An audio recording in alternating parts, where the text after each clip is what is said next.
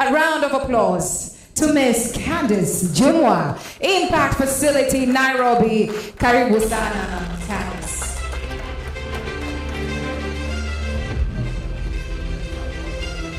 Miss Candice will introduce and invite the next speakers. Karibu sana.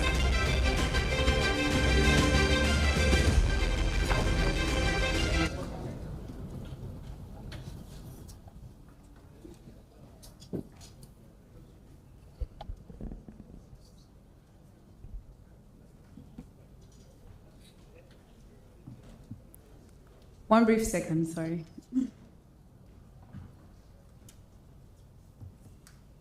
Yes, so joining me on the panel, I'll be the moderator for this session today. Joining me on the panel is Dr. Ashton Stewart-Carter, who is the founder and the CEO of TDI Sustainability. He's also the founder of the Impact Facility and the executive director of the Fair Cobalt Alliance, where I also work. He pioneers ethical supply chains in mining, including traceable gold and cobalt, and works to improve community mining practices in Africa. He also lectures at Warwick Business School. Welcome to the podium.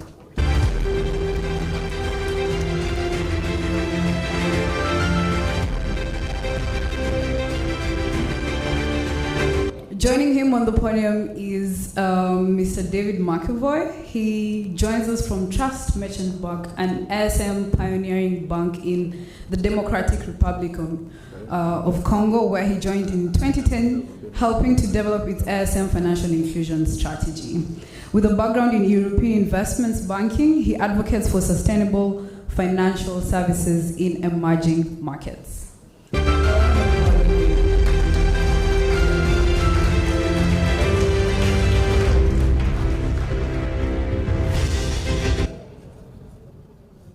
Before the panel begins, Ms. Candice, I'd like to announce we're looking for Sibongile.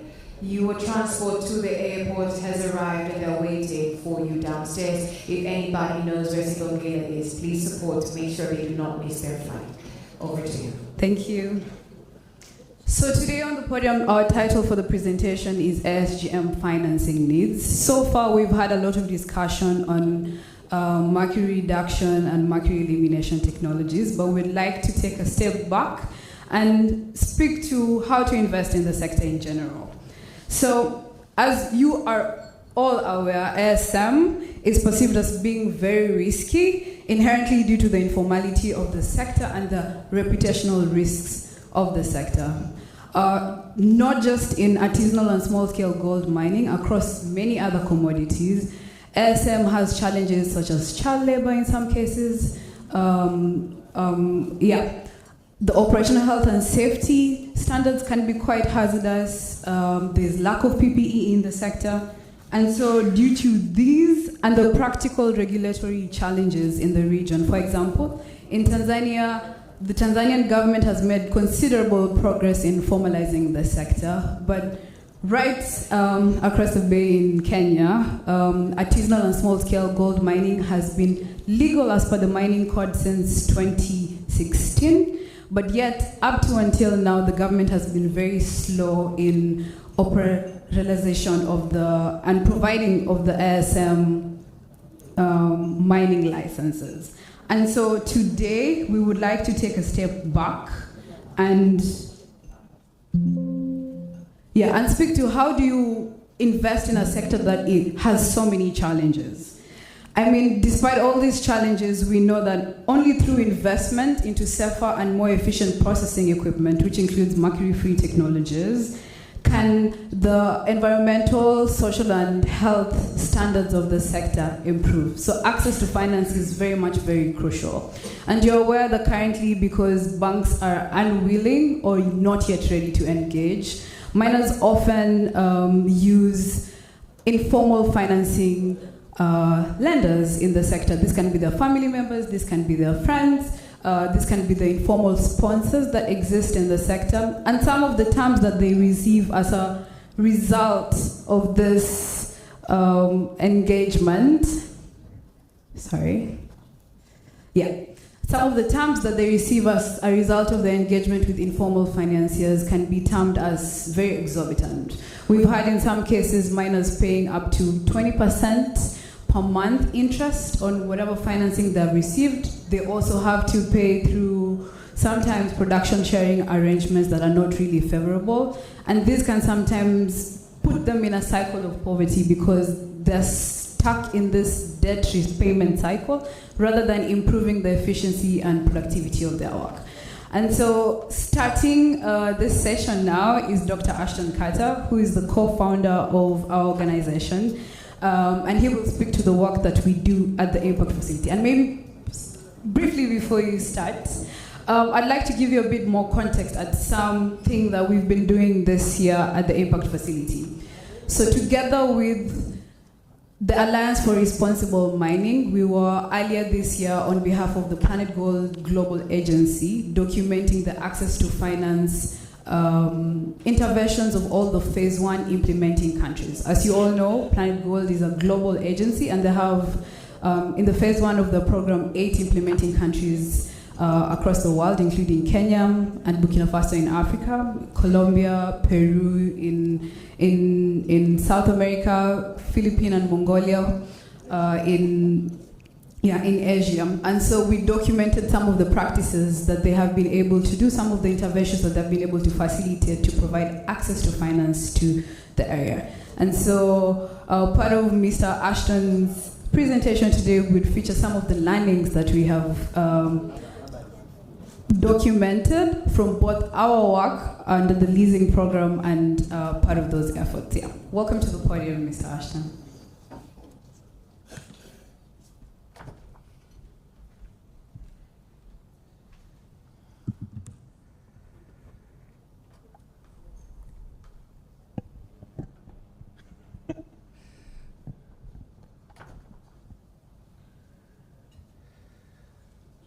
Great, thanks, Candice. So it was 1999, December, I think, and I was in Bolivia, Potosí, which is a silver mining town about 4,100 meters above sea level. And formed in the first half of the 15th century by Spanish conquistadores. And it's a very beautiful place. The sky was blue, the view across the Cerro Rico, which is the mountain range there, was breathtaking. Nearby, llama were grazing the precipices, and it took me a little while to bring myself to attend to the matter at hand. But eventually I brought myself down to into the present and leaned over the pit, put my hand on the winch to steady myself and bellowed down the shaft, hoping that my voice would reach those who were descending that shaft. And I kind of bellowed, darling, is it safe? Now, you might be wondering why I was using such familiar terms. It was because it was my honeymoon, and I'd sent my wife down the mine shaft first. I thought it was only fair because it was her first time down an artisanal mine. And actually it was also very deep. This was hundreds of meters and there was no occupational health safety manager around, and frankly, I was the breadwinner at the time. Anyhow, she actually wanted to get to the silver first because she wanted to talk about the next thing after the engagement ring, which I'd given her a few months previously. For those of you who think I'm not caring, actually, my wife did actually have a very nice second half of the honeymoon. She went to the beach in Venezuela and met a whole lot of new friends. I unfortunately couldn't join her for that because I had to go on my PhD case study to another part of the country, but I know she really enjoyed that. As well as that exciting and thrilling episode for my wife, and I think she did enjoy that, going down an artisanal mine in Bolivia, we also took her around those villages in Bolivia and went around those winding streets which went around the enclosures where they had sort of basic milling processes for mine, which were managed by teenage children. And then she saw as well how water came out of that contaminated by mercury, and even smaller children were floating their boats down those open streams in the village. And so saw, for herself how mercury is very proximate and affects so many people. And of course, nobody, whatever their circumstances, wants to live a short and unhealthy life, and that's what mercury gives us. So where that was 1999, I've been working in small-scale mines since about 1994, and that's quite a long while, and I can't help think that we've had quite a bit of time to figure out how to deal with artisanal mining and some of the impacts that it has. It took us 2 years as a collective global commons to come up with a vaccine for COVID, but it's taken us 30 years to think about it with artisanal mining. I can tell you how we got it wrong over those 30 years, for sure. Here's 4 reasons why we got it wrong. The first one is that we thought that we could regulate away artisanal mining, that we can illegalize it, make it illegitimate. This isn't appropriate for a sector which employs so many millions of people. So thank goodness now we've begun to think again about that and think about legal programs, and we've heard some about that today. Another idea which doesn't work, I don't think, is that we thought that if we convinced small-scale miners to make gold, produce gold without mercury, that somehow they'd get a premium in the market. The thing about premiums is that they tend to erode because people don't want to pay them. And this is what I found with my wife on the honeymoon, actually, because after going down that mine, all she wanted then was mercury-free gold, which was branded fair trade, and that was an extra 25%. So we went to gemstones after that. And another way to fail with small-scale mining is to set a really, really high standard, which might be acceptable to our fine sensibilities in the West, but it is totally unreachable if you're a small-scale miner.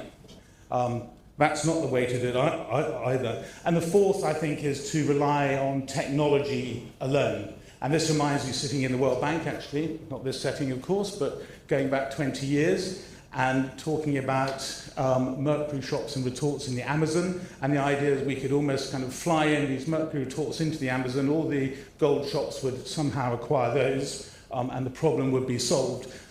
As we've heard today on the many excellent presentations, the technology is there. There are many variants of the technology, and they've been adapting and are effective. The difficulty is having them adopted in the first place.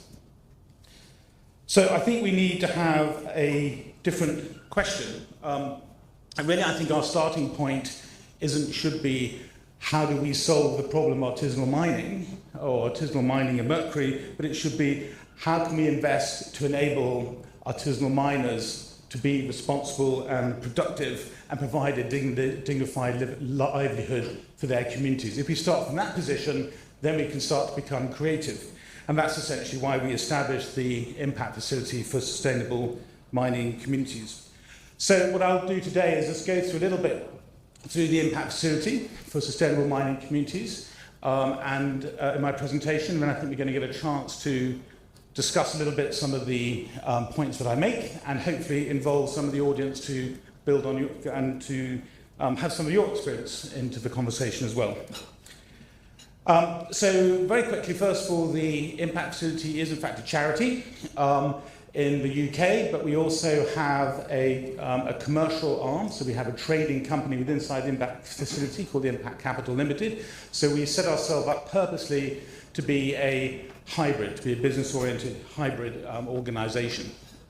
Our mission there, our vision is that, imagine that there's a world where the mining community, every mining community, has the opportunity and means to actually capture the value and benefits of mineral production for their own development. That hasn't happened. We've had a legacy through the colonial development model, and that hasn't worked at all. Imagine if we can turn that round and put the power back in the hands of the community, and they actually have the wherewithal and the resources to do that for themselves.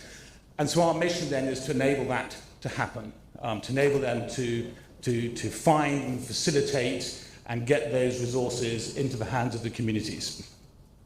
And just very quickly, we really have kind of three focuses here. One, yes, we want to have an impact in places where we've worked, so we actually measure that, and I'll come on to that a little bit later. That we want to do investment-led development, so we are an investor.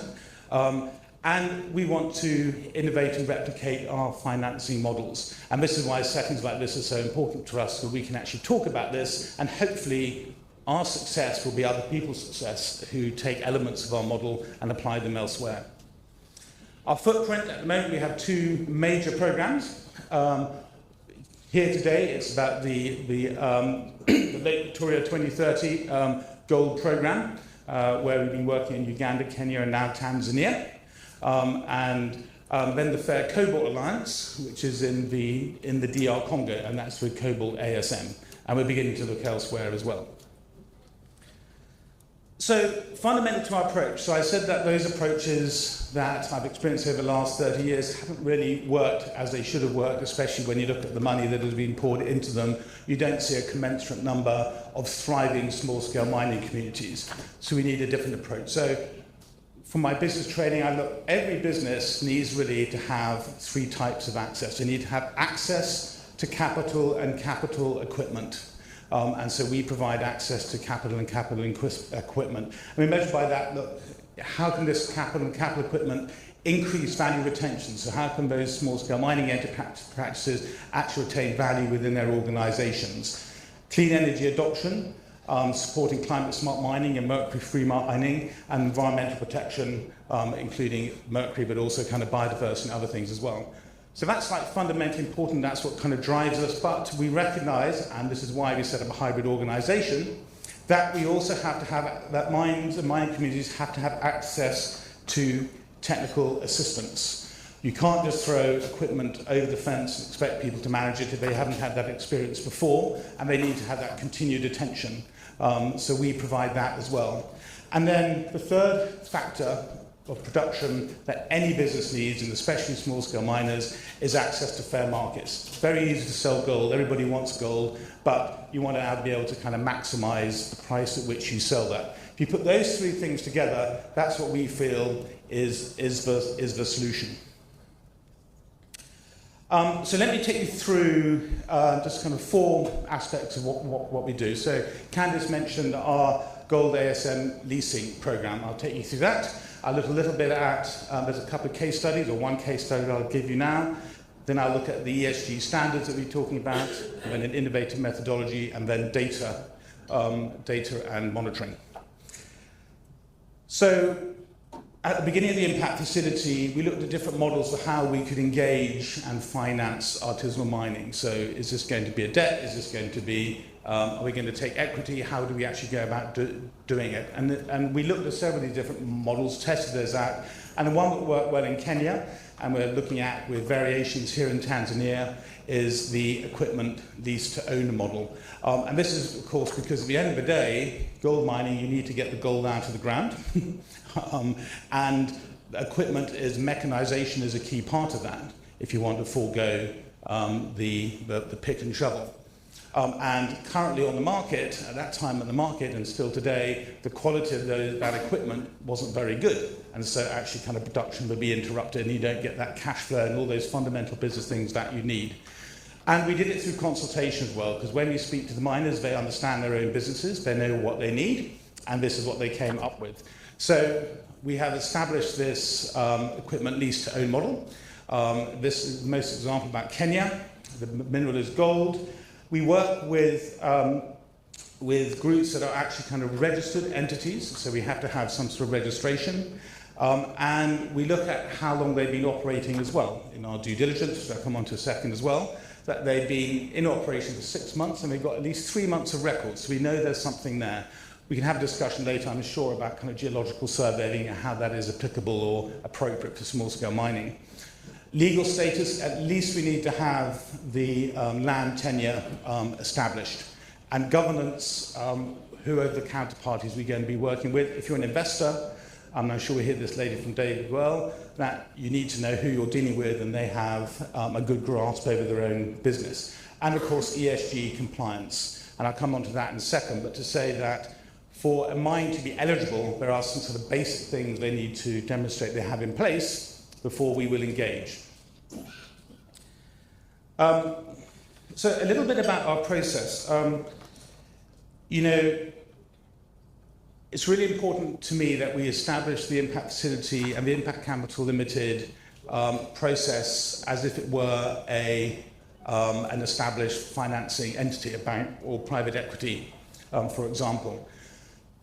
Even though the amounts are kind of comparatively tiny, we wanted to demonstrate that this was an asset class that actually should be considered by groups who are going to hear from it in a minute. So we established a very formal process, and in that process we have an investment committee. So we have a kind of a wise and experienced investment committee. We develop investment notes for this investment committee, and in those investment notes and opportunity notes, we actually kind of list down all the different risks, all the opportunities, the cash flow, the assets, the collateral, and all these type of things, as if it were going through a bank, because we see ourselves really as a catalytic investor. If we can demonstrate that we can treat these investments and we have the records to show to people like Trust Merchant Bank, then we're going to kind of build confidence, and those mines that have been unbankable become bankable, and then their opportunities will grow. So we go through a pretty rigorous process, and the KYC, the Know Your Customer, the Know Your Client process is particularly rigorous as well, and the due diligence that we carry out to do that has many points which we can discuss a little bit later. And so we go through this process of evaluating the opportunity on the ground, bringing on board those clients, bringing on board those mines, taking it through the investment committee, and then putting in place a schedule. The mines have to pay a percentage up front as well, so they have a stake in it, because investment's all about alignment, so are they aligned in the outcome as much as we are?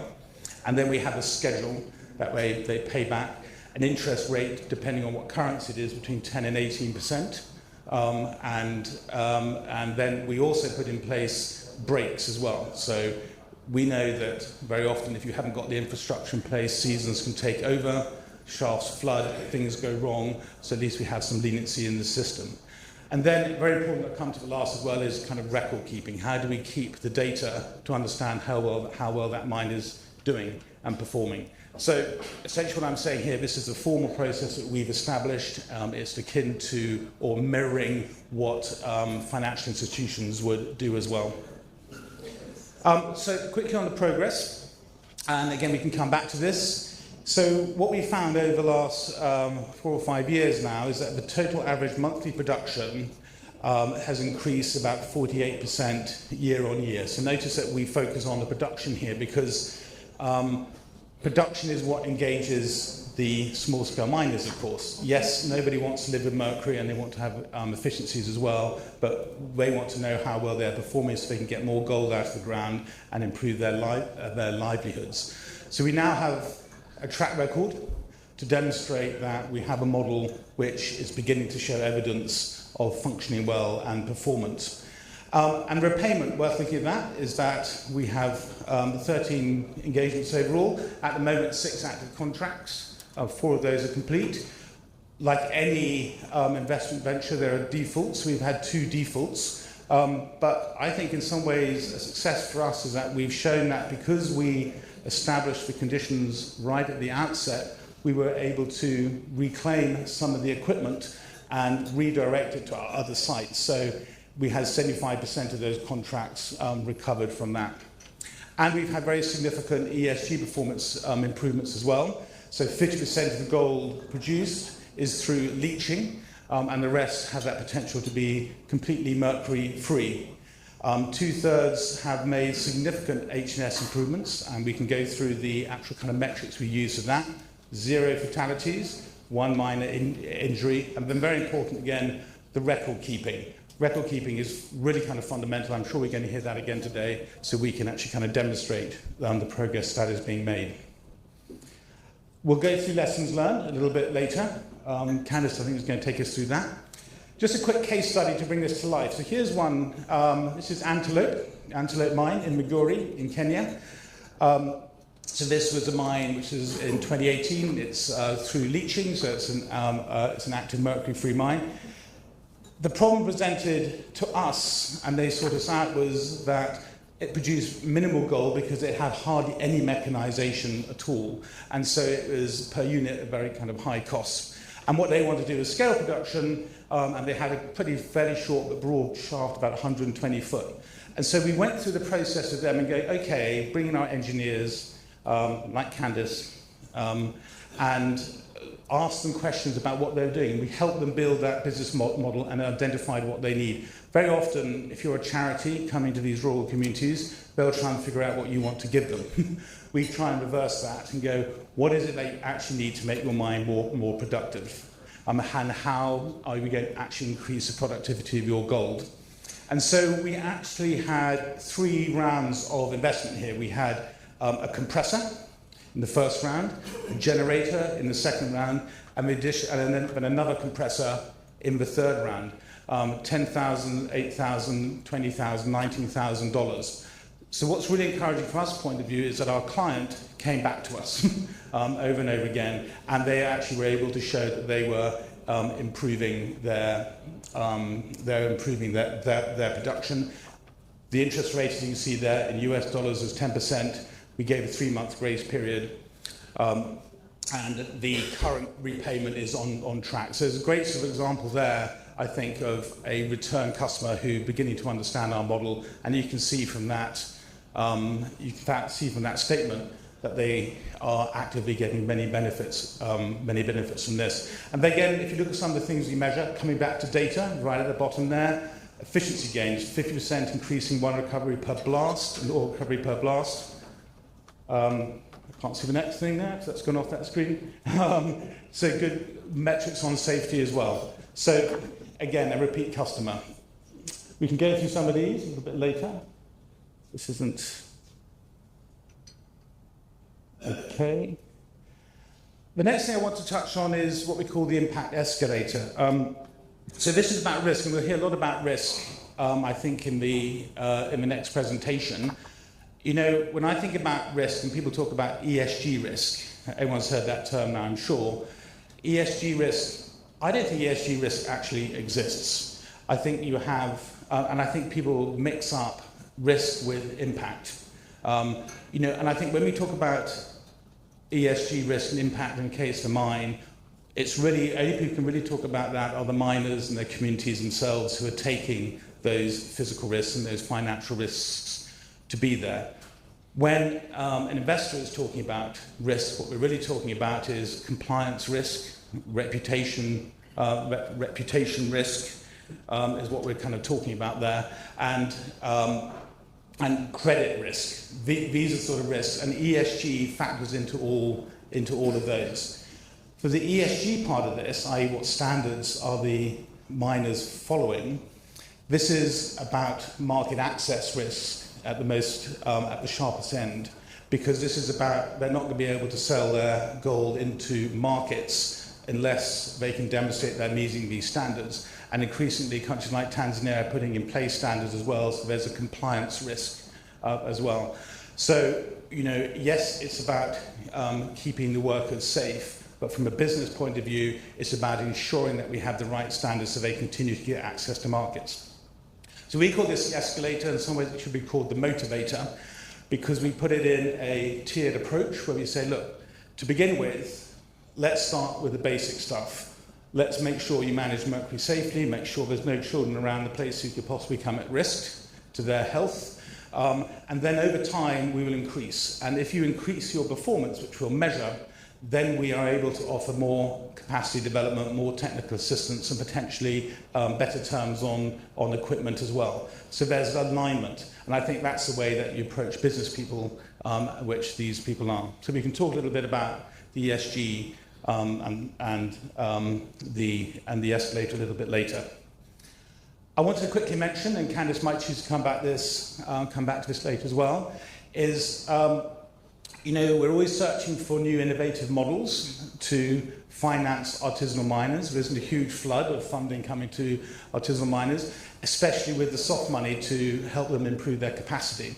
So we've deployed responsible mineral credit responsible gold credits. And we launched this with a company called Fairphone in the cobalt, working with DRC. And this is essentially as a way for companies who have gold, or in this case cobalt, in their products, but they don't have sufficient of that material, or nor do they have a line directly to the mines, but want to demonstrate their commitment to improve practices there, or to reward improved practices. So essentially the model is that we identify at the mines what is their performance through our measurement of those, through our metrics on sustainability and ESG. And then we measure the amount of the material that a client might have downstream, so an electronics company or a jewelry company. And then we turn that through a calculation into a unit or a credit, which is then monetized, so many dollars or so many dollars per credit, and that then finds its way up to the mine, and a committee decides how that's going to be spent on further mine improvements. So, you know, when we're talking about kind of small businesses, we've got to look at ways to drive finance into those small businesses without falling and tripping over the transaction costs, which makes it unviable. And responsible mineral credits are one way to do that. And I think we're going to hear today later as well about the kind of the hub and spoke model too. So a little bit about kind of there about the innovative financing, which we might want to come back to. The last point I want to make is on monitoring data and investment engagement and how important this is. You know, it's very tempting when you're working in the field with small miners, and it's very difficult to get out documentation, is to say, trust me, let's forego gathering the data and the information. I'll tell you if things are going well, and we'll just go from there. And give me your donors' money, or give me your investor money, and it'll be put in a good place. That's not going to work if you want to mainstream this small-scale mining finance and make it into an asset class. We need data for the investors. So we take a lot of care now in gathering this data, yes, on production, and here you can see the increases which you can aggregate, but also finding tune that kind of per month so we can actually see kind of cash flow. So what are the differences in cash flow in season, in the non-rainy season, what happens in the rainy season, what happens in startup, what happens if you've got some equipment changes, and so on and so forth. So you can actually predict this. This is fundamentally important because this is what investors look at, because they are machines when it comes to understanding what are the financial fundamentals of mines, and so we need to have this data. And our belief as well is that, data sovereignty, that this data has to belong to the miners, and if they actually own this data, then that is a benefit that they can deliver. Our investors are mostly impact investors, and so they're equally interested in the data around sustainability. And so we have a whole dashboard here on measuring what is the livelihood uplift in the communities, what is the reduction of mercury, what is the protection of the environment and water, and so on and so forth. So that's another equally important thing. And entering into a digital world, we are near the finalization now of finalizing our digital platform so that our investors and other stakeholders can actually see right down to the mine site what is that mine site's production, how well they're doing on their ESG and sustainability, and what the benefits are. And again, I think this is what we need to do to facilitate and tell a different narrative about small-scale miners and facilitate that flow of financial inputs. And I'll stop there, Candice.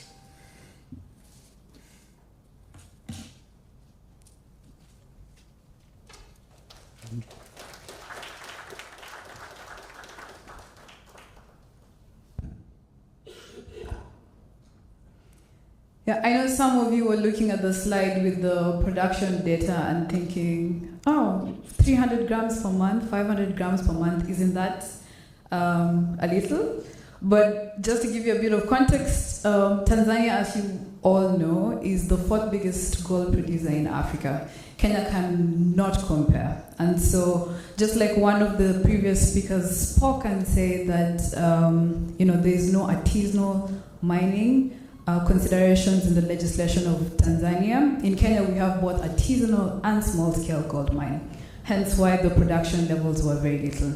As we are trying to get into the region in Geita, in Tanzania, we can see that an average PML license holder can produce even up to 2 kilograms per month. So we estimate that the investment potential here is much larger, and so the impact to improve the efficiency and the productivity of the miners is also much larger. I would like to also briefly speak to the terms of engagement that we have with our artisanal and small-scale miners in the region, because I think that was not mentioned before. So what we do is, as soon as we sign a contract with you, or as soon as you have been approved for investment by our investment committee, before we sign the contract, we require that you pay 10% security deposit for the landed cost of your investment. So assuming the generator was 1 million Tanzanian shillings or 100 million Tanzanian shillings. And so that means that you have to pay 10% of that value as a security for us, because we do not ask for any additional guarantees like land, your car or any other property. That's the only thing that we ask for. And so in case of any defaults in the future, we keep that as a security for our investment. And once you have signed the contract with us, once you have signed the contract,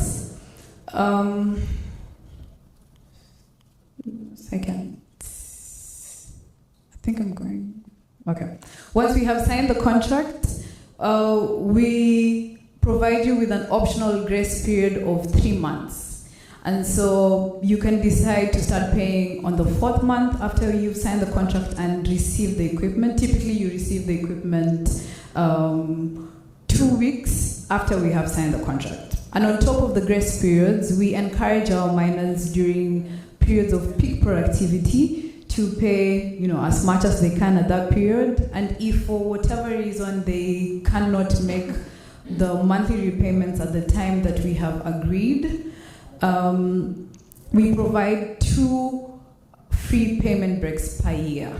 So long as if you had your first challenge in June and you, for whatever reason, could not pay for your investment because of flooding or shaft collapse or whatever other reason, you get to not pay for that month. Interest will still accrue, but you would not pay for that month. And then you get another free payment break at least 2 months after your last paid payment break. So that's one of the options that we provide. But if you're having a really challenging year, like 2024 was a really challenging year for your mine shaft, and for unforeseen challenges, you could not make more than 4 payments for the equipment that you have received, we provide you with at least 2 additional paid payment breaks. So in this case, we say you've exhausted your free payment breaks and you want more time to be able to accumulate your finances. And so in this case, you'll pay us a small fee of $60, and that way we're able to continue or resume your repayment in the next year. And so I would like to introduce Mr. David McEnvoy from Trust Merchant Bank. As I mentioned before, he's our ASM financial inclusion expert who has been working in the sector for the last 12 years. They have previously piloted an access to finance project in the DRC that he might speak of a little bit. And so he's here to give us his banking perspective on investment into the sector. Welcome.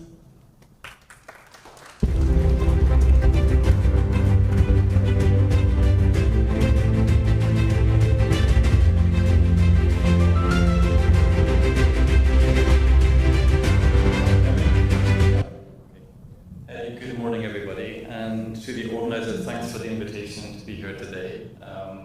We are a commercial bank in the DRC. We are a financial inclusion bank in the DRC. And for the last 4 years, we've been working developing an ASM financial inclusion strategy and an ASM financial inclusion unit. And often we feel very alone, like we're the only people doing this in the banking sector. So when we come to an event like this, one of the most interesting takeaways from me is that we're not alone. We heard from, I think it was Larry in Ghana yesterday, and Abigail in the Philippines, in Gold. And through those presentations, I realized there are other banks interested or engaging in the sector. And that's really encouraging for us, but it's also very, very useful, because when you look at the international banking sector, we often have the same stakeholders. And if we, TMB, go alone to those stakeholders, the door closes. There is safety in numbers. So a takeout from me for the event from this week is really, really good to know that we're not alone. That's comforting, but it's also something that we can leverage on going forward. TMB was founded in 2004. And at that time, there were 40,000 banking accounts in all of the DRC. And today, we alone have 3 million bank accounts. And we've grown in that period of time to provide banking to about 1 in 4 to 1 in 5 bank relationships in the DRC. So we're very much a retail bank. We're kind of bottom of the pyramid, although we're growing into the corporate space too. We were an independent standalone bank until the end of 2022, at which point KCB Group, which is based in Nairobi, took an 85% shareholding in TMB. That has relevance, I guess, to this forum in that KCB are also present in, other than Kenya, also in Tanzania and other jurisdictions in East Africa too. As I said, we're one of the largest banks in the DRC. You'll see from this map here that we've got quite global coverage. This is the actual physical branch network across Congo. So we're pretty much everywhere in the DRC, every large urban area. But we also have teams who go into rural Congo, including areas of conflict, providing banking services. They will travel for 2 to 3 weeks, using solar panel kits, powered kits, into rural areas to provide banking services for 2 to 3 days, and that includes into ASM communities. And we're a universal bank, and by that what I mean is we want to be able to provide service to everybody. We believe there's a possible opportunity in the DRC where we have 1 million people directly engaged in ASM. You can engage with ASM communities. And we say communities because banks like diversification. We don't want to go into a community and just be exposed to ASM or ASGM. Our idea is we go into a community and ASGM or ASM may be the anchor. I mean, first attract us to that community. We think there's something that can be done, but we want to then participate in other parts of the economy too. That helps us, it diversifies our own portfolio and our revenue stream, but we think it has 2 other aspects to it. It diversifies the local economy. So where there's ASM, there's often agriculture or other economic activity that we can participate in and assist with too, by lending to. But another really, really important approach for us is somewhat contrary to what you see in a lot of commercial banks, not just in Africa, which is that banks will typically come to rural Congo or rural Germany, and they'll take deposits. People place the money with the bank, they pay a small interest rate, they take the deposits, and all those deposits fund into the big cities where there's lending. And the lending is the money creation element of banking is diverted from local communities into some of the larger urban areas. And our approach is the opposite way around. So we want to source deposits in the big cities and push that money creation capacity into rural DRC. And if you look at rural DRC, you're looking at agri, and you're looking at ASM. That's 2 of the first touch points to provide for that opportunity. So we want to become a universal bank. We're pretty much there, I would argue. We're aware that there are 1 million people directly engaged in ASM, but maybe 5 to 8 million people who live and otherwise economically active in ASM communities. This requires a response for us. We have to make a return on our capital. We have to grow. We were a private for-profit company. But most importantly, it presents an opportunity for us. And that's a change in the narrative and language. Oftentimes you'll hear in banking people talk about risk. Risk is important. And they talk about compliance and reputation, et cetera, and that's all valid. But actually, let's refocus a little bit the conversation on opportunity too. 1 million people, too big a body of people to ignore. So in 2022, we created. In 2020, we created a financial inclusion strategy, and in 2022, we created a financial inclusion unit. And that unit covers all areas of ASM. So we're agnostic in terms of where in DRC, we're in conflict areas, and we're agnostic in terms of which commodities. So we do everything from gold to cobalt, everything in between. We we'll make every and any of our product and service available to an ASM or ASGM client, subject to a credit, to a compliance check, but we're agnostic in what we're providing. We'll provide any product and every product, including term lending, including leasing. And we think we've got a really key part to play in encouraging the formalization of ASM, ASGM activity in the DRC. It has a secondary benefit to us because as we grow into the corporate space, we're engaging more and more with LSM, and there are no silos in reality in Congo. Where you have ASM or where you have LSM, you have ASM. And what we think in terms of enabling us to approach LSM clients, prospective clients with an opportunity, is to talk about our approach to ASM, which can in turn provide comfort and maybe some opportunities to LSM providers. So formalization is in our interest. It creates a pipeline of future clients. But the reality is we're never going to bank the entire ASM or ASGM sector. We individually won't. We wouldn't want to. The commercial banking sector won't do either. And partially that's due to the constraints in commercial banking and the right and proper constraints. We work in a very, very, very regulated world. So where Ashton and Candace operate, there's more flexibility. And I think you can move more quickly than we can do. But we have regulators, rightly so, behind us. We have shareholders who have an array of different opinions, and they're challenged to via the board of directors that have an impact on our ability to deliver in a reasonable amount of time. We're very, very keen for banking sector engagement. I just mentioned how it was inspiring to hear that in other jurisdictions and other countries, banks are engaging with ASM because it's a lonely path and there's safety numbers. We really want to encourage other banks in DRC and in other jurisdictions to engage with the ASM sector. That's very much to our benefit. Know your customers. So KYC typically is a compliance concept. You need to understand your customer and what they're doing in order to have the confidence to engage with them. But we also interpret know your customer in terms of a customer-centric approach to designing our ASM products, which actually means that we don't design ASM products. If you're an ASM client at TMB, you access our standard products in the lending sphere. That will be an overdraft or a term loan facility or a leasing facility. And the reason we do that is twofold. One, it reduces the cost for the bank to develop an approach and an offer for ASM.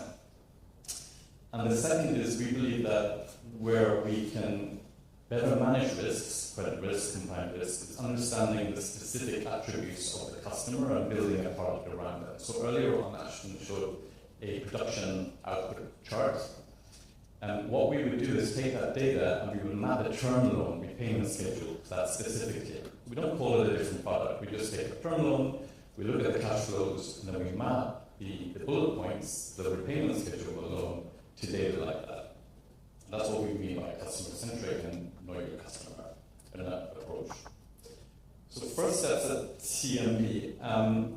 Our participation in the PPA Access to Finance pilot was really, really important for the bank because up until then, the world of ASM, from the outside looking in, was overwhelming. There are so many different standards and projects and audits and programs that for us it was really, really hard to actually decipher a way through. So the PPA and our working with the PPA has been really, really important in bringing some coherence to all that data that's available to us.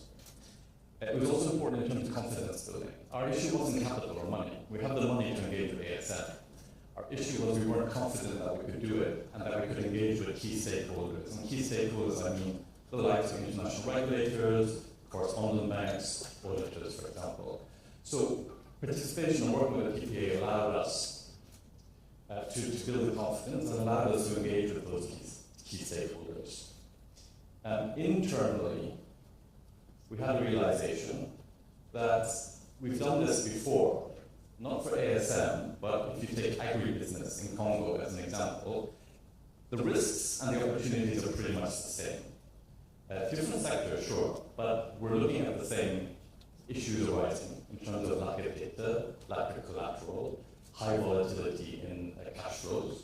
So an internal debate, as is normal in any organization, concluded with, yeah, we can do this.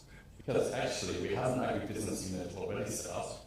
We do it in the same parts of the Congo where ASM and agribusiness happen. So, let's go ahead. I mean, there's nothing new here, and I think that's an important message for all banks, commercial banks. There's the idea that this is too risky, we can't do it, but actually, in actuality, most banks are probably engaged in similar sectors, or not similar sectors, but similar risks and opportunities already. But we have to do it in a way that would give confidence to our board, our shareholders, our regulators, our auditors, and other key external stakeholders. And we did that by developing a risk weighting system. Now, a risk weighting system can excite bankers, but I can imagine it might not excite you hugely. But a risk weighting system for compliance, for reputational risk, is really, really fundamental to understanding how a bank can price risk, understand risk, and allow a bank to actually engage with any sector. And the risk weighting systems typically are understood in banks as credit risk weighting. So everybody will have a credit profile at the bank, and according to your risk weighting, access a loan or you cannot access a loan. And we've replicated the same risk weighting system that looks at other forms of risk. So compliance risk, ESG risk, because that's the terminology we use. And we developed a risk weighting system working somewhat with the OECD to enable the bank to engage formally with ASM clients or prospective clients. But our risk weighting system is somewhat different to a credit risk weighting system in that there aren't a lot of formal data available, at least in the DRC, that would easily flow into that system. So what we've relied on is a lot of local intelligence, our staff on the ground, client reporting, and we use a product called DataStake to access that data, and third-party providers. So there's a number of initiatives and audit reports out there. And we rely on all of these because actually, just like a credit risk weighting system, no bank will use one source of data to come to a decision or make a determination. You want as much data as possible flowing into your decision model. So I mentioned DataStake, and something Ashton mentioned earlier on. Really, really important for us is that our client or our prospective data owns the data. And this was a very early learning experience. Where I come from, I own my data. And if I subscribe to a bank account or anything really, there's a really, really long form, terms and conditions, yada, yada, yada. And actually what I'm signing at the end, really, the key point legally is I'm permitting that service provider to access and use my data. But the data is my data. So under EU law, I can have all that data back at any time, and I can deny access to the third party for that data. Somehow, don't know why, our experience in DRC is that it's the other way around. So a cooperative in the ASM sector might provide data to an auditor, another third party.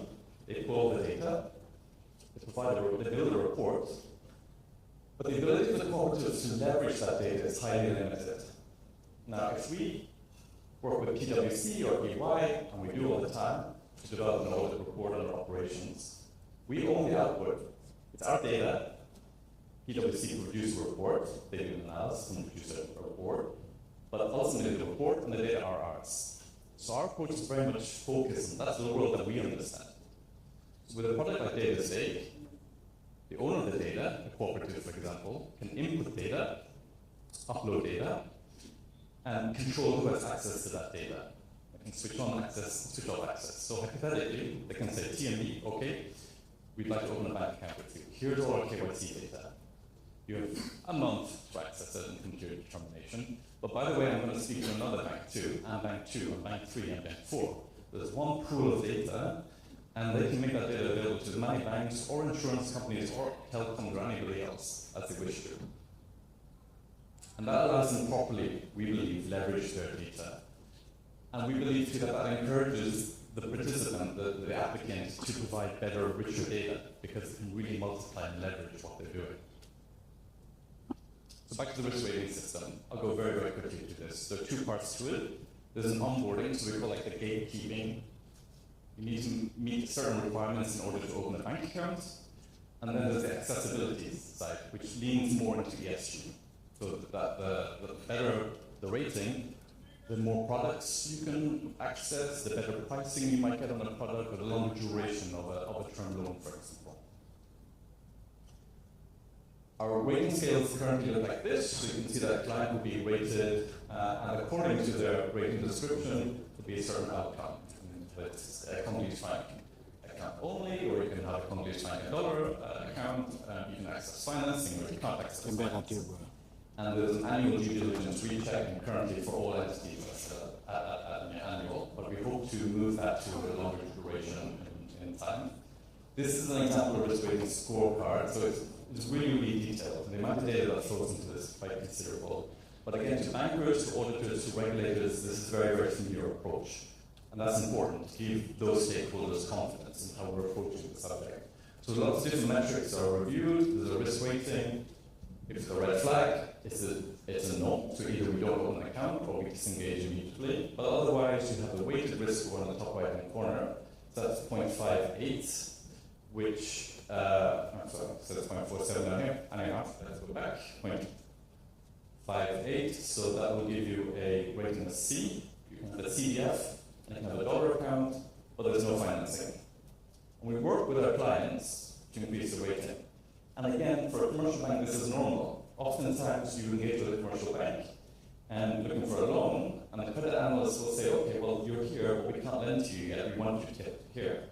But it's in the interest of the commercial bank to work with you, the client, to get you here. Because we want a pipeline of customer business. It's the same here. So a rating at C, we will work with that client to identify areas of improvement so that they can push into B, and we can start providing financing. But to speak very, very quickly, maybe in the Q&A we can come back to new business development at banks. The key message is that banks have internal markets. You have different opinions, you have different competing business lines, you may have ASM opportunities, but you have other opportunities too, and there's a constant dialogue of where do we apply our limited resources, both our capital, our IT resources, etc.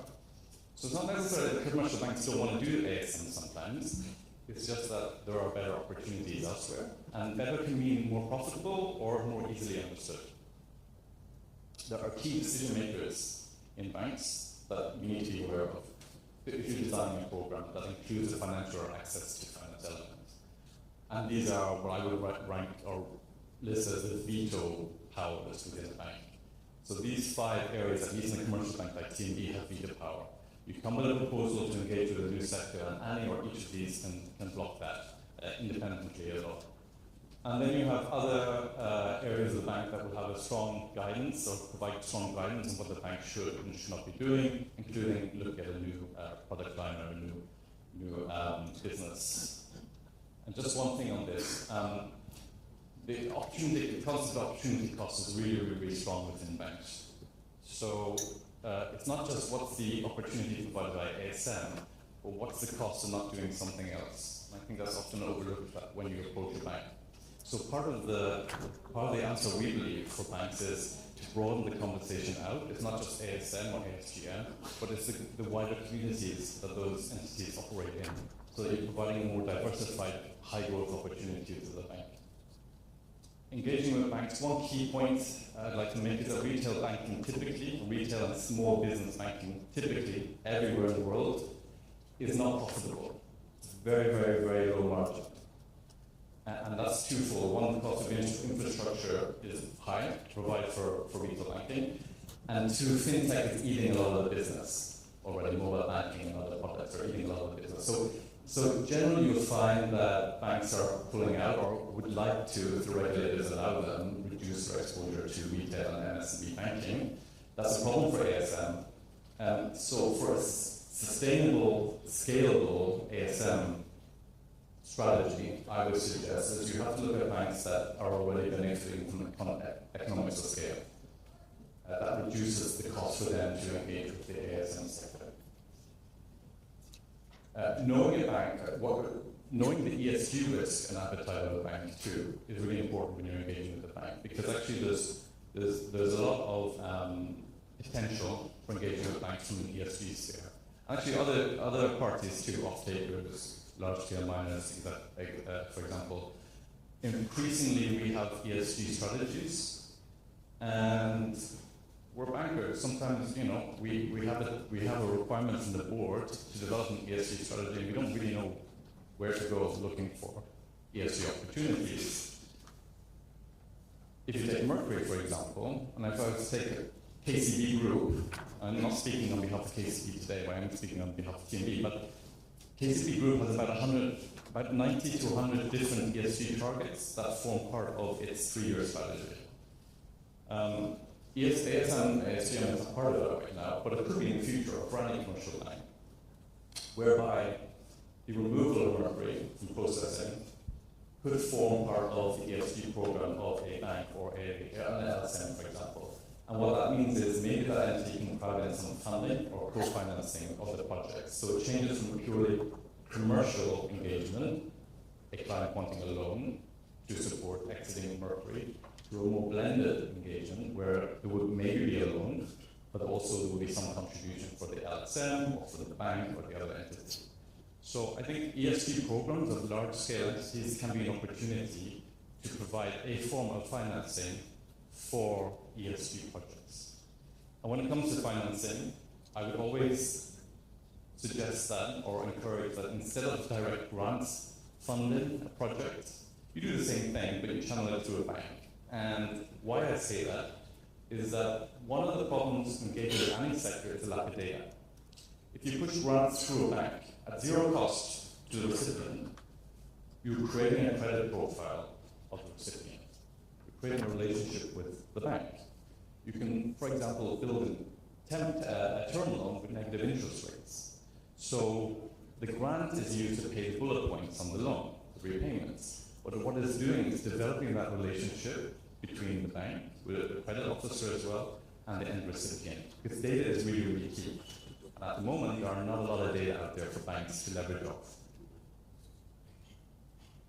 We currently have 39 ASM clients, 15 of whom are wholly or partially engaged in the gold sector. We have 4 loans and leasing contracts. I can't go into detail because with 4 it's not a big population sample, but for privacy for client privacy purposes, but what I can say are 100% performing.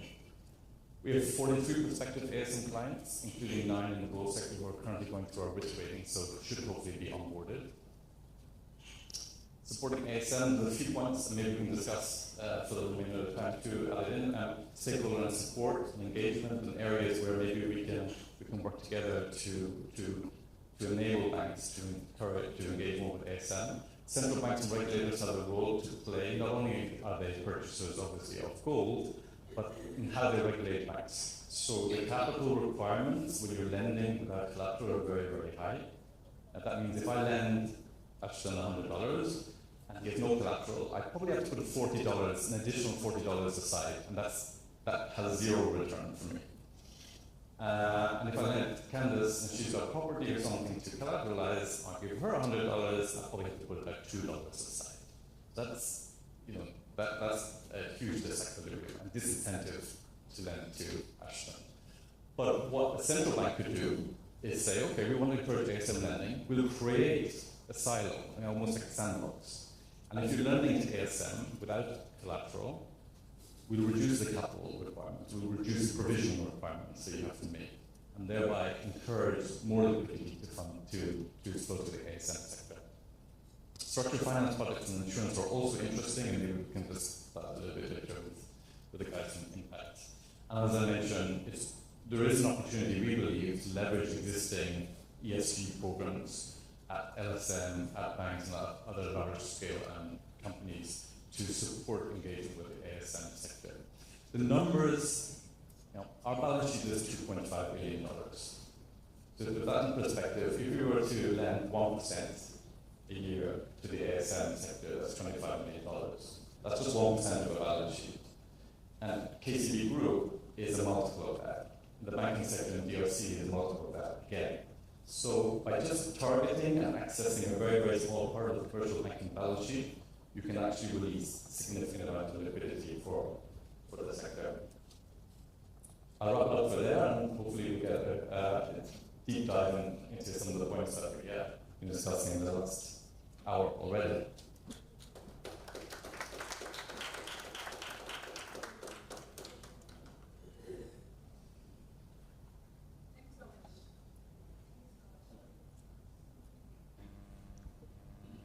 Thank you so much, David. Maybe I would just quickly open this up to a quick Q&A, and we can get a couple of questions from the audience before we finalize the session. I can see we have one question over there. Any other questions? We have one over there. Yeah. Yes. Oh, okay. There's also another gentleman. Yeah. Thank you very much, Ayla, for this session. I have a couple of questions to Ashton and David. I want to start with David because he just completed his presentation. So, David, I just want to find out what would be your typical advice to the bankers, especially the commercial banks that man what they call mining desk. Sometimes you typically find out that the people manning the desk do not even understand the operators and the operations. And they mostly just interface between themselves and most of these large-scale mining companies, neglecting the ASGM sector. I just want to hear from you what would be your typical advice to them. And I don't know if I can push all of them and we take it together. And to Ashton, it's a couple of questions I have here. You talked about ESG for the ASGM sector. Mostly you find out that the environment and the social aspect is not too much of a problem because there is regulators ensuring that they are doing the right things. When it comes to the governance, it becomes a bit tricky. How, do we get them to be up and doing, especially with the issues of governance? Some of them don't even have boards. They don't, have board meetings where they keep proper records on decisions, for which most financial institutions, as part of, the credit assessment would want to see the last time your board took a decision on this funding. So show us evidence of your board meeting minutes, and you don't get this. How do we track this and help them to? And then I want to seek your thoughts on possible alternatives in managing the revolving fund within the ASGM sector. The other one, it's about the 6 C's in credit. I am interested in only two: the character and the credit worthiness. I mean, how do you deal with this? And maybe the last two, I am looking at insurance. Is there a best alternative to de-risk this sector by introduction of, insurance somewhere within, the mix? And finally, I will look at, you talked about, I think that was Kayla, you talked about 3 months moratorium for some of the operators. I mean, sometimes you can tell that the turnaround from assessing the finance and putting together their plans and they become operational might go beyond 3 months. So if they go beyond the 3 months, do you have space to allow them some, more moratorium so they can turn around and pay back in time? Thank you very much. Thank you so much. Maybe before we go to the next person, would you be willing to answer the first question? Yeah. Sure. So one of the slides I had was the audiences within a bank. So you have to think about the credit analysts. We also have to think about the compliance analysts. But really have to think about the board and senior management first, if that bank is in engagement with ASM. If you're designing a program, I think you need to look at an audience and target a bank. Choose a bank within your sector. Go for a specific bank. Because this is a time-consuming endeavor, and answer or pitch to the different points that those audiences will be raising. On credit specifically, so I heard about different projects yesterday, and looking at Ghana, looking at Tanzania, where you're processing centers. The first conversation with the bank should be asking for money. The first would be about financial, asking for a bank account, and then pulling the team into the conversation on day one. So the credit analyst is going and looking at the ground of what's happening, building a profile, long before you're asking for money, or additional money for refinancing, for example. Because those are data. Yeah, that analyst will be building a profile of the opportunity, and that when you come to look for a loan, will make the conversation a lot easier. So the moment you design a program or a project, already engage. It can take 3 to 6 months for a bank to make a decision. So the sooner you do it, the quicker the decision will come out. I hope that answers the question somewhat. And just on insurance, can we pull up that slide where you have production? Yes. Yeah. Really, really important in terms of collateral and lack of collateral. How we understood sand collateral is actually the value of data as collateral. So I think it was one of your impacts. Yeah. Yeah. So you saw a slide where the production was very, very volatile. Okay? And maybe there's no collateral, but data are collateral because ultimately for a bank, what you don't want to do is default in. But there's an actual default, and there's what I would call maybe a regulatory or legal default, where a cash flow fails, you can't make payment, and under regulation and law, that loan becomes non-performing. You don't want to go there, and the bank doesn't want to go there. This is not data reporting or anything else. So the customer-centric approach is similar to that we do in agriculture already. You very, very specifically build the loan product according to the performance, the cash flow of an entity, and they don't need an income statement or balance sheet. That data are often there. If you take, for example, through mobile banking. Through the mobile banking, the customer is transacting. They might be just buying credit, might be receiving money from, as a result of an export, might be buying telecom credit, airtime, other things. All of that data gives us an idea of the performance of their cash flow, of the volatility. And we can pull that data to develop a repayment schedule without the need of an income statement or a balance sheet or board of directors minutes. So let's think broader in terms of utilizing and leveraging the data that exists out there to enable banks to actually provide lending to clients. Thank you, David. Ashton, would you like to go ahead?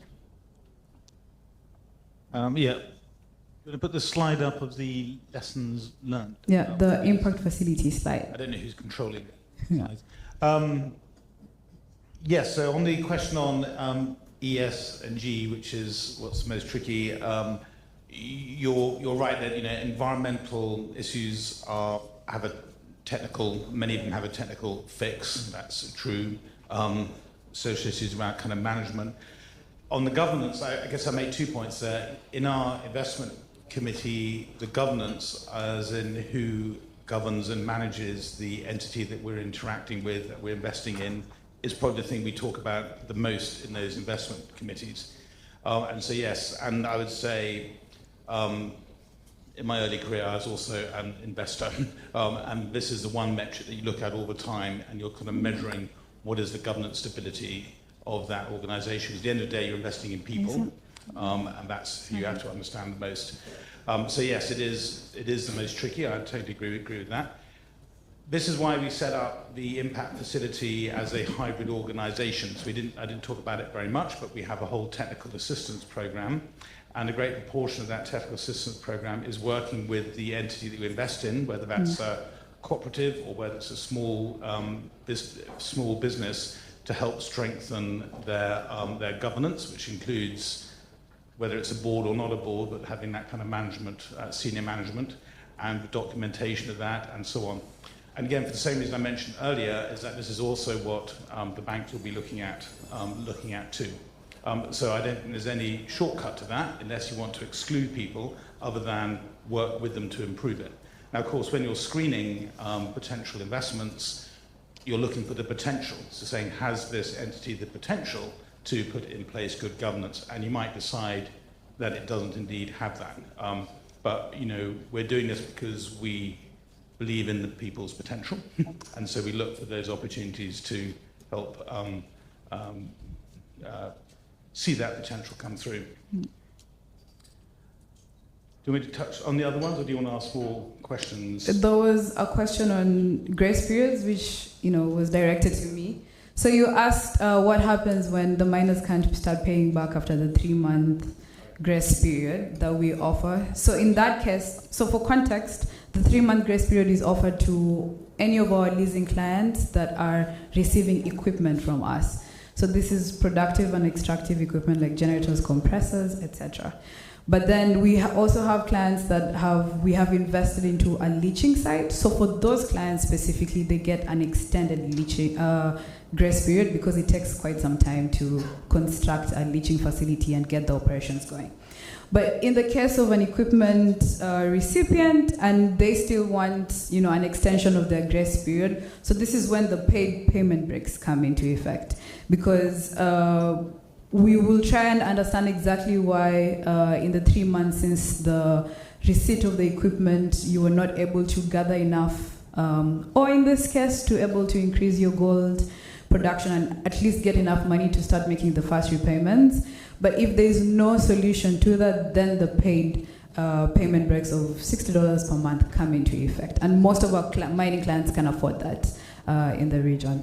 So we really try and work with our miners. And in terms of insurance, I would also like to add on that. For any of our equipment, we provide, all our equipment is insured against theft and warranty. And so after the contract has been signed and we're looking to deploying the equipment to the mine site, as part of their preparation, we encourage that they build like a fencing facility or some sort of measure for the protection of the equipment to allow for them to, if anything happens, they can get back their money. They also have warranties for the equipment. I hope that answers your question. Yeah. And just very quickly on the NEC's fifth bullet point down on the flexibility of the terms, but absolutely agree with Dave on this, in that the grace period isn't a kind of a forgiveness, it's an understanding of the cash flow and the risk to that cash flow with that particular mine. So getting alignment, and you saw that detailed chart I put up of when is the cash flow going to come in over what period, is actually kind of critical, because then it's about alignment, not about forgiveness. And I think that's the most important thing in any business transaction. Yeah. Thank you, Ashton. I think we had a couple other questions. Yes. Yeah. Thank you, the two presenters, for the good presentations. One, the first party from Ashton. One of the key issues when it comes to mining, it at least to know the deposit or the reserve, the commercial reserve of the mineral, so that whenever you go to the mining part, at least you know what is available. My question is that, do you have the financing also, or are you trying to establish what amount of reserve is available, or you just go to the second part of mining? Do you have financing also on that one? Okay. At least do the drilling or to establish how much is available within the specific area? And the second part of it, if you finance someone on equipment and then he or she totally fail to repay, what do you do? Because if I get you collected, there is no collateral, just the 10% of whatever. If someone fails to pay completely, then what do? You go to recover the equipment, or what is it? And the third part of it, do you plan to extend maybe to Tanzania? I can see now you're in Kenya. Do you plan to extend it to Tanzania, Uganda, and the other countries? Because maybe so many people might need this service in the other countries also. When I come to David, most of the banks are afraid of financing the mining sector, particularly when you talk about small scale. Most of them are afraid. My question is, something which make you to move forward or to venture on that area to provide some loans to the small scale? And what has been the success story and the failure on that specific area since you started this financing? And the last part probably, now you're in Congo. Do you wish to go to other countries like Tanzania, or you are just in Congo? Thank you. Ashton, do you want to start? So last one first, Tanzania, absolutely. We had started in Tanzania. We're very excited about Tanzania. As Candice mentioned earlier, Tanzania is a very considerable gold producer compared to Kenya, and with the sites significantly larger. So we see extraordinary potential. See me, Candice, or our CEO, Lewis, who's there, and we can certainly talk about that. But yes, Tanzania. On the default, I mean, our first thing is to avoid that in the first place by making sure that we do as much due diligence as we possibly can. And so we really want to find out not just if people want to pay or willing to pay, but have they got the fundamental business model that is going to enable them to pay, because nobody wants to put anybody in a bad situation. So I think that's the first thing. The second thing is we look for commitment from them as well. So they put down a deposit of about kind of 10%. So they actually have a stake in the game as well, which makes it less likely. If in the event that there is a default, in which we've had two, then yes, we build that into the contract that the equipment will be removed. And so we have done that in one case, and the equipment is then hopefully redeployed to another mine. The first one, I couldn't actually hear what was viable. Was that about geological viability? Yeah, no, that's a very good point. And it is, as you know, I'm sure with artisanal mining, you can't, the reason why they're artisanal is because they haven't got the cash to do geological sampling. And so how much is enough? Because it's no point applying a large-scale mining methodology to a small-scale mining.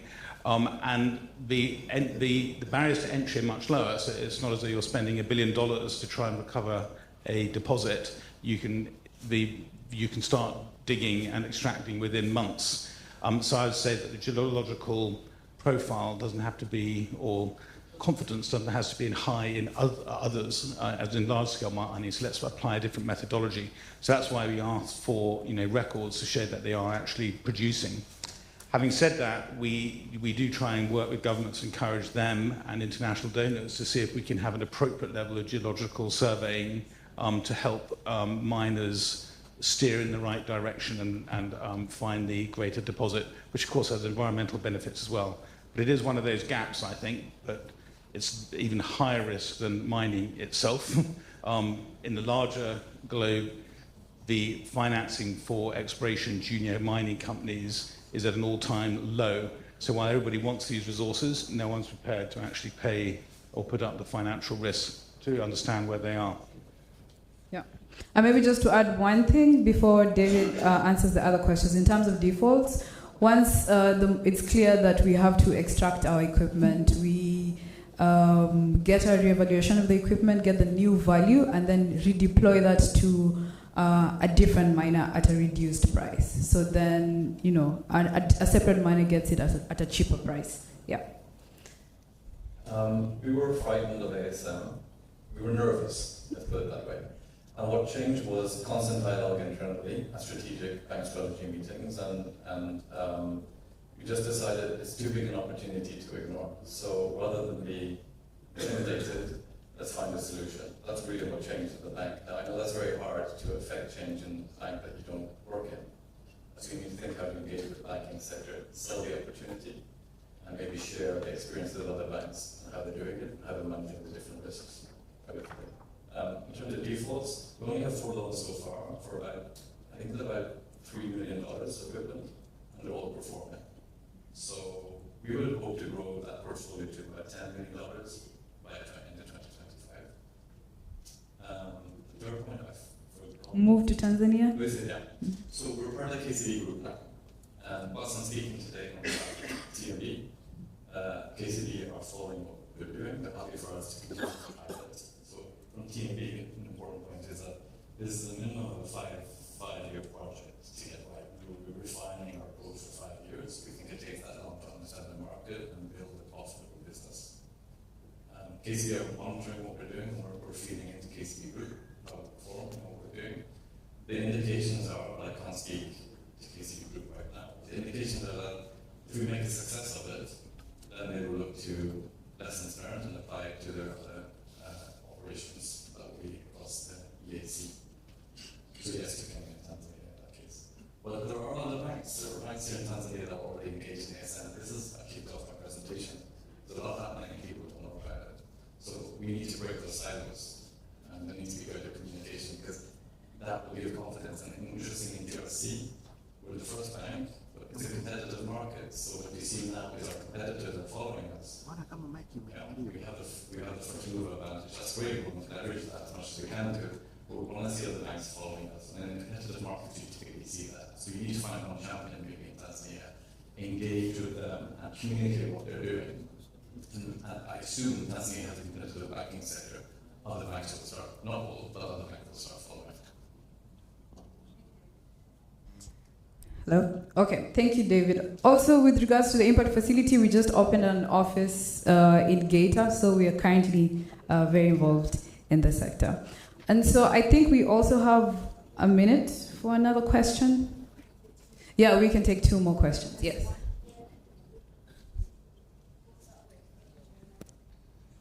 Okay, so my question is for David. David, how can governments create an enabling environment to mitigate risks that you face for your investments? Because it seems like a win-win situation for the government as well, especially if it helps in adoption of mercury-free or safe technologies for gold processing. I think there's a card and stick. So we don't talk about governments, we're talking ultimately for commercial banks about the regulators. Typically, that's the central bank. So how can the central bank reorientate how they approach commercial banking activity in ASM? I touched that point earlier on a little bit. That would be, for example, streamlining the regulatory and legal processes, reducing capital requirements, allowing for experimentation without conflict. And by that I mean let banks, within a very, very siloed sandbox approach, experiment with engaging with the sector and don't punish them if things go wrong. Mm-hmm. So long as banks are operating, and entities are operating in good faith, encourage them within a defined period of time to experiment with getting the offering right for the sector. But really, from my perspective, it's number one, it's the central bank and engaging with the central bank. Ministry of Mining, then you need to ensure, obviously, that the legal codes provide for activity.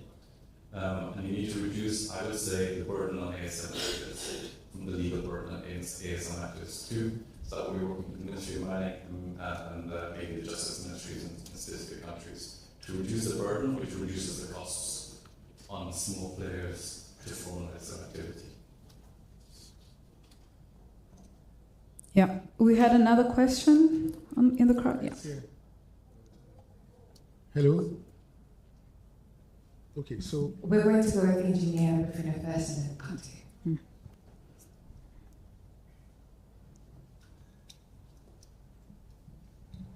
Okay, so my question is to you, Candice, and I was just wondering what the demand of mercury-free equipment from the mine that you are engaging with in Kenya, if you can share that experience.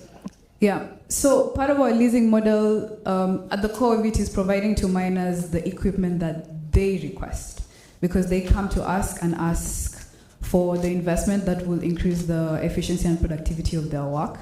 And what this means in principle is that for most miners, their priorities are in extraction equipment, extractive equipment. So whether it's a generator to power your operations, a compressor, a jackhammer, a winch to actually remove your material from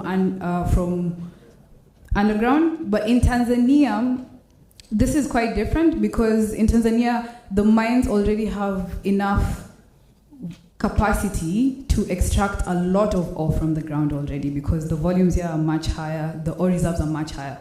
That's what I mean. And so there's a lot more prioritization, I guess, by Tanzanian miners in seeking for mercury reduction equipment because they already have the capacity that can feed into the gold catchers, into the shaker tables, you know, the over 1 ton per hour type of capacity to justify an investment into such an equipment. But if what you're producing is 350 kg bags from underground in a day, you really do not prioritize getting the gold catcher for 15,000 USD when you are barely getting 10 grams of gold per day. So in Kenya, the demand is much lower, although we have provided retorts in the past, and now we're now trying to improve our retorts for implementation in the project. We have provided a gold catcher as part of a centralized processing facility in our past.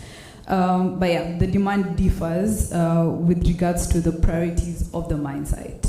Yeah. Okay, so I have two quick questions. Yeah. Would you consider facilitating the trade in gold just to guarantee that they're able to pay back whatever investment that you made in those entities? And the second one is, in what form do you receive payments? Is it cash or gold? Ashton, do you want to go? Cash. So we work either in the local currency or USD, so the reserve currency, which affects somewhat the interest rate, which is possible, because you're looking at currency volatility to do that. We haven't got into trading. No, we don't consider ourselves a trading. That's like taking on a risk that we don't have experience of doing, and many other people do. We will facilitate the gold sale to the next step in the supply chain. That's partly a compliance thing and a market access thing that they want now. Again, markets are looking for more traceability, ensuring that there are ethical entities in the chain. That's for sure. But no, we haven't ventured into trading. So a regulated bank wouldn't typically be permitted to engage in trading, number one. And number two, we retain cash. Yeah. Well, thank you so much, everyone, for being with us on this session. I would advise you to, or you can come to me and ask for access to the research that we did earlier this year. You'll find a lot of information about projects that have engaged financial institutions in their work. Planet Gold Burkina Faso being one of them, Planet Gold Philippines with the central bank, Planet Gold Colombia, which also used a de-risking facility to,